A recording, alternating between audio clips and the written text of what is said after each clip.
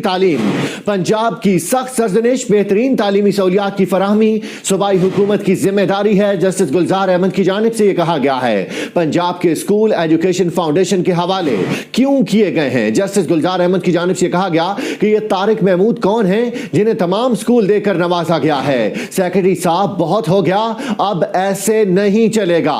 عدالت نے 2013 میں اسکول فعال کرنے کا حکم دیا تھا۔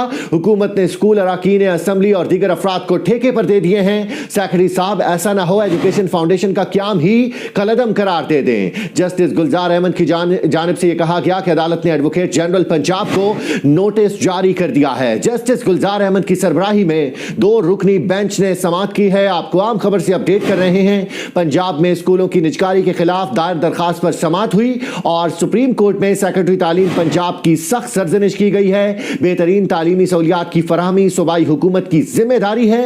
جسٹس گلزار احمد کی جانب سے کہا گیا کہ پنجاب کے اسکول ایجوکیشن فاؤنڈیشن کے حوالے کیوں کیے گئے ہیں۔ جسٹس گلزار احمد کی جانب سے یہ بھی کہا گیا کہ یہ طارق محمود کون ہیں جنہیں تمام اسکول دے کر نوازا گیا ہے۔